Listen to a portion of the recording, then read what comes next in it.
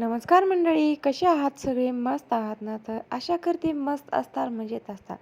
तर आज आहे एकादशी, रविवार आहे आणि आज एकादशी मोठी एकादशी आहे, म्हणजे महादेवी एकादशी म्हणतात त्याला, चैत्र महिन्यातली. तर एकादशीचं मग जे काय होतं फराळाचं ते पण बनवलं मी फराळाचं. आणि एकादशीच्या दुसऱ्या दिवशीचा व्हिडिओ म्हणजे 2 दिवसाचा व्हिडिओ मी एकत्र केलेला आहे आज. तर दुसऱ्या दिवशी सकाळी सोमवारी मी निघाले होते मार्केटला जाण्यासाठी, म्हणजे मंडईमध्ये जाण्यासाठी.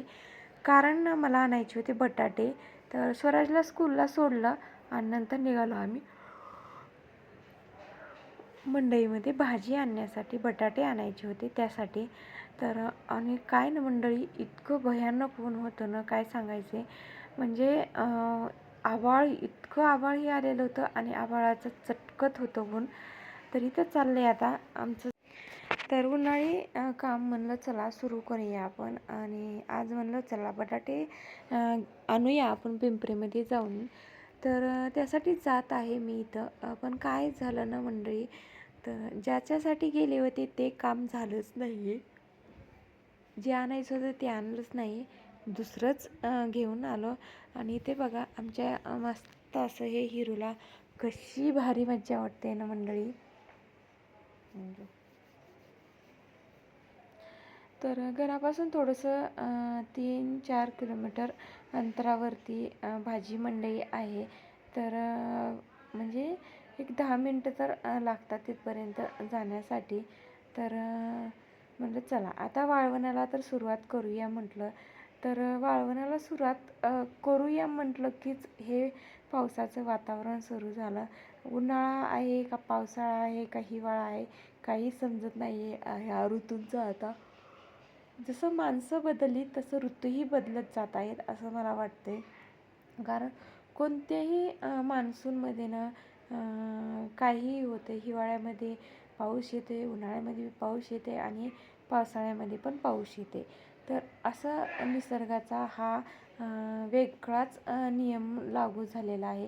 तर काय करणार आता आपणच जिथं म्हणजे आपण राहतो ना, तर त्यामध्ये एवढं म्हणजे नाही का, एवढे कर्म लोक करतायत. तर निसर्गाला तर आपण काय म्हणणार. निसर्ग त्याचीच देणगी आपल्याला देत आहेत का काय की असं वाटते मला. तर आले आता इथं मंडईमध्ये. आणि उन्हाळा म्हटल्यानंतर तर लिंब लागणारच ना मंडळी, लिंबू सरबत करण्यासाठी थंडाच. घरी अचानक जर कोण आलं आणि काय ना असं भाजीवाल्याकडे जर सहज गेलं ना, तर 10 रुपयाला एक लिंबू देतो.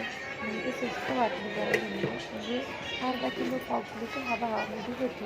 मग काय लिंबू घेतली आणि पुढे थोडंसं बघत बघत गेले. म्हणलं काय अजून भाज्या स्वस्त आहेत का नाही तर बघूया म्हटलं.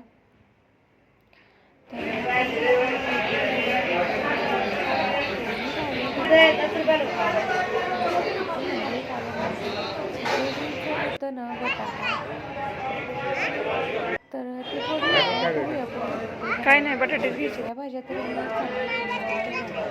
गवार तर एकदम अशी हिरवीगार आणि एकदम फ्रेश लसलसीत अशी गवार दिसली. आणि मला काही मोह आवडला नाही त्याच्यामुळे मग गवारी घरी ऑलरेडी गवार होती तरीही मी अजून गवार घेतली. आणि सगळ्या भाज्या वगैरे घेऊन झाल्या. आणि ज्या कामासाठी आलो ते ज्याच्यासाठी आलं होतं ते शेतात होतं. तर ते काही भेटलंच नाही, म्हणजे बटाटा आणण्यासाठी भेटलंच नाही.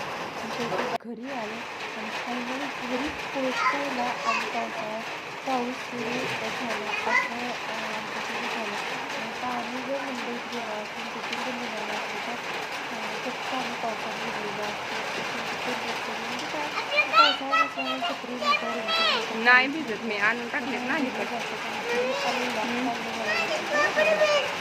नाही भिजत. आता पाऊस सुरू झाला. गारा आणि पाऊस वारं वादळ असं वेगळंच वातावरण झालेलं होतं आज पावसाचं.